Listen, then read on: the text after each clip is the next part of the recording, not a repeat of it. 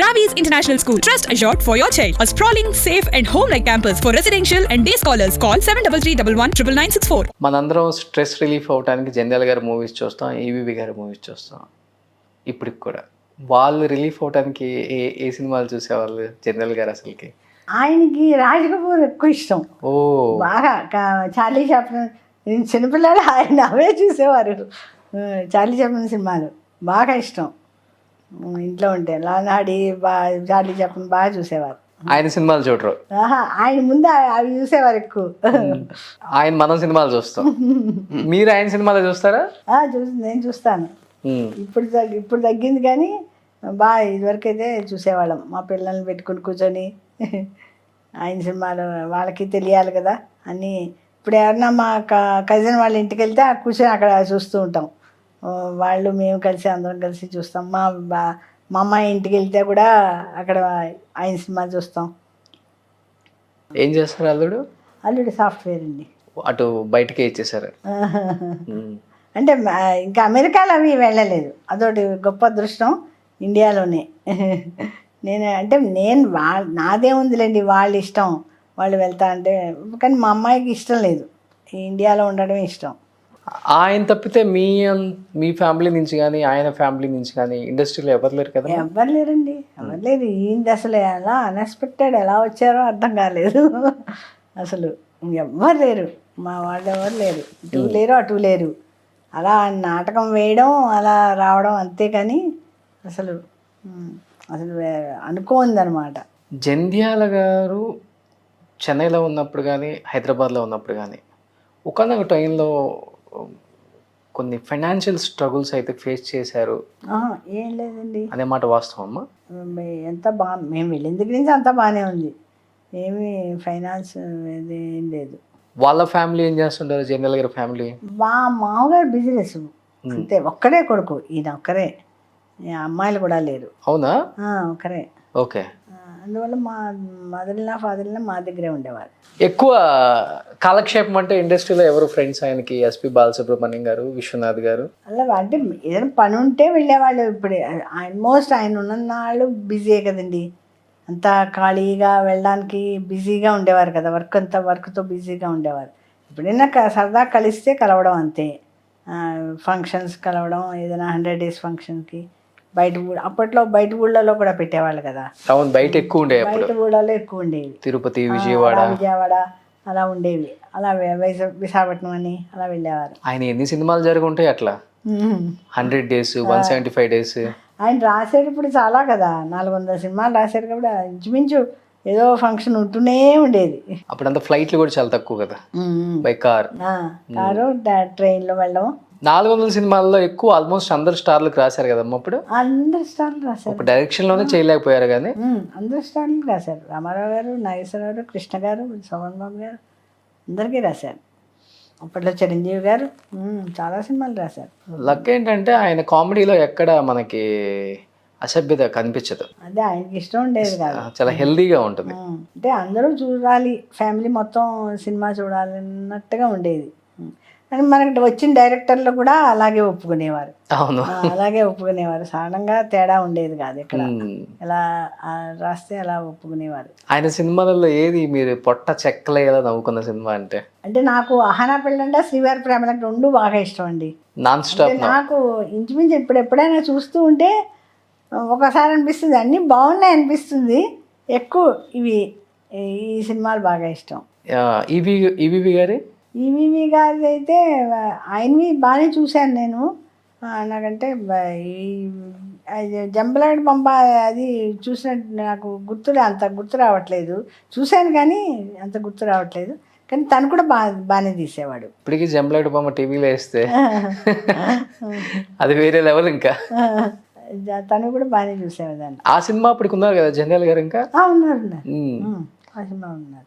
జంధ్యాల గారు ఇన్ని సాధించారు కదమ్మా, ఇన్ని సాధించిన తర్వాత నాకు ఇది రాలేదు గుర్తింపు అనే ఫీలింగ్ ఎప్పుడైనా ఉందా బతికున్న రోజుల్లో? అంటే అనుకుంటే సహజం కదండి, మనం చేసిన పనికి అది గుర్తింపు రాకపోతే.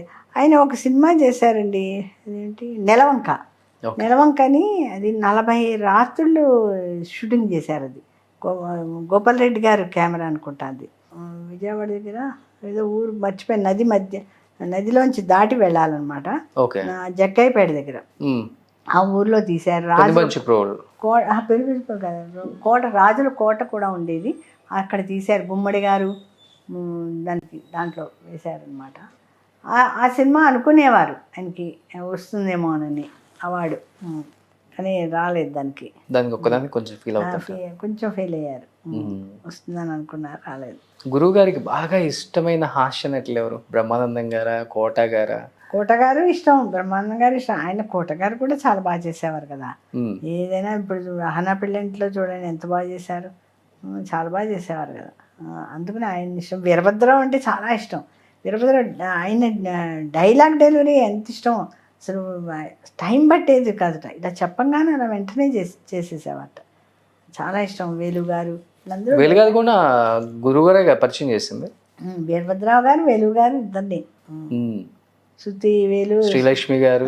శ్రీలక్ష్మికి అయితే అసలు బాగా చెప్పాల్సి వచ్చేది. కొంచెం పాప డైలాగులు అవి మర్చిపోతే కోప్పడేవారట. కోప్పడి ఏంటి ఒకసారి మళ్ళీ నేర్చుకో అని చెప్పేసి అలా తనే చెప్తుంది. నాకు ఎప్పుడు జంజాల గారు చెప్తే ఇట్లే అని అంత అలా ఉండేది. తిట్లేనా కొట్టడం కూడా ఉంటుంది? కొట్టడం తిట్టేవారు అంతే. ఏదో ఆయన భుజం మీద తువాలు వేసుకునేవారు, ఆ తువాలు విదిలిచ్చేవారు వాడు అంతే సరిగా రాకపోతే. బట్ అప్పటి వరకు స్టార్ రైటర్గా ఉన్న జంధ్యాల గారు ఒక్కసారిగా స్టార్ డైరెక్టర్ అవ్వబోతున్నారు అంటే ఇండస్ట్రీలో కూడా ఉంటుంది కదా, ఉన్న డైరెక్టర్స్ కొంత స్టార్ట్ అవుతుంది కదా, అలా స్టార్ట్ అయిందా? ఏమో మరి అది నాకు తెలియదు, అది ఏం స్టార్ట్ అయిందో నాకు తెలీదు. ఆల్రెడీ ప్రూవ్ చేసుకున్నారు కాబట్టి అక్కడ కూడా ప్రూవ్ చేసుకుంటారు. అప్పుడు కాక అది ఇంకా అప్పుడు వేల మీదే ఉంది. స్టార్ డైరెక్టర్స్ అంటే ఇంతవరకే ఉంటారు. ఒక రాఘవేంద్రరావు గారు, ఒక కోదండరావు రెడ్డి గారు, ఒక దాసనారాయణరావు గారు, ఇవే పేర్లు ఉండే. అప్పుడు ఒక 4-5 పేర్లు తప్పితే ఎక్కువ వినిపించవు. ఇప్పుడంటే ఇంతమంది డైరెక్టర్లు వచ్చారు కానీ అప్పుడు అలా ఉండదు. ఒక హీరోనే ఒక డైరెక్టర్తోనే 10-15 సినిమాలు చేస్తారు. అలా గురువుగారికి ఏమన్నా అడ్డంకులు ఎదురయ్యాయమ్మా?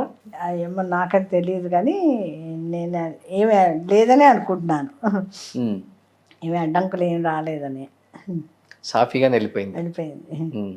బట్ ఆయన ఏమనుకున్నారు అయ్యే తీశారు. అంతే అంతే, అది ఆయన నచ్చింది అలా తీసేవారు అంతే. ఒక టైప్ ఆఫ్ సినిమాలు తీయాలి, ఈ సినిమాలకి నేను కేర్ ఆఫ్ అడ్రస్ అనిపించుకున్నారు. అంతే అంతే, దానిలో వరకు full satisfied. Super. But last డేస్లో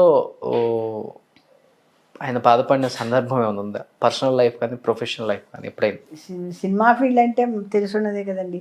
లాస్ట్ అంటే మేము ఇక్కడికి షిఫ్ట్ అయ్యాక కొంచెం తక్కువగానే ఉన్నాయి సినిమాలు అంతే, అంతకన్నా ఏమీ లేదు. ఇంకా అంతేలేండి, ఆయన పోయడంకి లాస్ట్ చేశారు అంతే కదా. ఇంకా ఎటు వచ్చి డిస్కషన్ అయ్యేవి. ఆయన రేపు పోతానుగా ఈరోజు కూడా డిస్కషన్కి వెళ్ళారు. మాకు ఒక ఆయన తెలుసున్న ఆయన ఉన్నారు, ఆయన ఏదో తీస్తానంటే వాళ్ళిద్దరూ డిస్కషన్కి ఆఫీస్ ఇక్కడ మా ఇంటి దగ్గరే ఉండేది ఆఫీసు, అక్కడికి డిస్కషన్కి వెళ్ళారు. డిస్కషన్ అంటే శ్రీవారి ప్రేమలాగా టైప్లో అంత కామెడీ వచ్చేలాగా అనమాట, అలా తీద్దామని. అంతే, ఒకసారి ఫీల్డ్లోకి వస్తే చనిపోయే వరకు అదే శ్వాస. అంతేగాని రేపు పోతానగా ఆయన డిస్కషన్ చేసిన రోజులు ఉన్నాయి. గ్రేట్. నిజంగా ఇండస్ట్రీలో ఇన్ని సాధించిన great director, the great actor. Aapadbandhudu లాంటి సినిమాలో కనిపించగానే అందరూ షాక్ అయ్యారు. ఇది ఎవరి ప్లాన్? విశ్వనాథ్ గారిదా, చిరంజీవి గారిదా? అంటే లేదు, విశ్వనాథ్ గారు జంజాల గారు డిస్కషన్ చేసుకునేవారు స్టోరీ గురించి. ఓ రోజు ఒక స్లిప్ మీద రాసిచ్చారట. రాసిచ్చి ఈ వేషం నాకు వెయ్యాలనుంది, మీకు ఇష్టమైతే నేను వేస్తానని చెప్పి ఒక స్లిప్ ఇచ్చారట. వెంటనే విశ్వనాథ్ గారిని, అదేంటయ్యా నువ్వు రోజు డిస్కషన్కి వచ్చినావు కదా, చెప్పచ్చు కదా నాకు అని. అంటే ఆయన అంటే అంత గౌరవం ఉండేదన్నమాట. ఆ గౌరవంతో ఆయన చెప్పలేదు, ఈయనే చెప్పేశారు నేను వేస్తానని. ఆయన ఓకే అన్నారు. ఓకే అంటే అలా వేశారు. చిరంజీవి గారి రియాక్షన్ ఏంటి? ఫాదర్ జంధ్యాల గారి కాళ్ళు కడిగే సీన్ ఏదో ఉంటుంది, మర్చిపోయా. జంధ్యాల గారి కాళ్ళు కడుగుతారు అయితే ఆయన చాలా బాధపడిపోయారట చిరంజీవి గారు. అయ్యో అని ఆయన కొంచెం ఇది ఫీల్ అయ్యారట. కానీ తప్పదు కదా, సీన్లో మరి ఎలా ఉంటే అలా చేయాల్సిందే కదా. అందుకని అప్పుడు తప్పదు మరి, ఎలా ఉంటే అలా చేయాల్సిందే కదా కానీ ఆయన బాధ ఆయన వెల్లడించుకున్నారు చిరంజీవి గారు. మొన్న కూడా ఎక్కడో చెప్పినట్టుంది. ఆ. బట్ జనరల్ గారికి ఏమన్నా ఇదిగా ఉందా ఆ సీన్ చేయాలన్నప్పుడు ఏదైనా ఇంటికి వచ్చి చెప్పటం కానీ? అదేం లేదు, కానీ తర్వాత మా అత్తగారు తిట్టారు ఎందుకు ఒప్పుకున్నామని.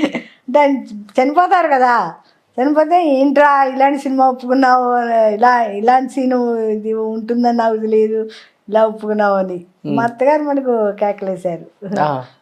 అంటే చనిపోతారు కదా దాంట్లో, చిరంజీవి గారిని పడిపోతారు కదా పుస్తకాలు ఇచ్చేసి, ఆవిడ కొంచెం బాధపడ్డారు ఎందుకు ఇలాంటి సీన్ చేసావు అని. అంటే ఆయనకి అది సినిమా అంతే, అది నిజ జీవితం కాదు కదా ఆయన ఉద్దేశం అది. కానీ మా అత్తగారు చూసి కొంచెం బాధపడ్డారు. చిరంజీవి గారు ఆ కాలగడిన సీన్ కొంచెం బాధపడ్డారు. అది చిరంజీవి గారు అనుకున్నారట, అయ్యో అదేంటి ఇలాంటి సీను చేయాలని. బట్ అనుకోకుండా ఇండస్ట్రీకి వచ్చారు, ఇన్ని సాధించారు, ఇంత పేరు ప్రఖ్యాతలు, ఇప్పటికీ ఆయన ప్రేమించే ఎంతోమంది అభిమానులు, ఏం చెప్పాలనుకుంటున్నారు లాస్ట్ అండ్ ఫైనల్గా అన్నపూర్ణ గారు? నాకు అది పెద్ద అదృష్టం అండి, నిజంగానే అనుకుంటాను నేను. ఇన్నేళ్ళు అయిపోయింది, 22 సంవత్సరాలు అయిపోయింది ఆయన పోయి, అయినా కూడా జనం మర్చిపోలేదంటే చాలా గొప్పతనం అండి అది. ఎందుకంటే విజయవాడలో అంతా ఆయన పోయిన రోజు పుట్టినరోజు అంతా చేస్తున్నారు. పివిఆర్ నరసింహ అని అతను ప్రతి పుట్టినరోజు ప్రతి పోయిన రోజు అంతా చేసి అన్నదానం చేసి అవన్నీ చేస్తున్నారు. అవన్నీ చూస్తే అనిపిస్తుంది కదా ఇలాంటిది జంజాల గారు దక్కిందంటే చాలా అదృష్టమేనని. గ్రేట్ అమ్మా, గ్రేట్. నిజంగా థ్యాంక్ యూ. చాలా రోజుల తర్వాత స్క్రీన్ మీద ఆయన గురించి అలా చెప్తుంటే నాకు కూడా చాలా హ్యాపీ అనిపించింది. అండ్ ఫస్ట్ ఆఫ్ ఆల్ మీకు థ్యాంక్స్ టైం ఇచ్చినందుకు. థ్యాంక్ యూ అండి. సుమన్ టీవీలో మీ పర్సనల్ అండ్ బిజినెస్ ప్రమోషన్స్ కోసం కింది నెంబర్కి కాంటాక్ట్ చేయండి.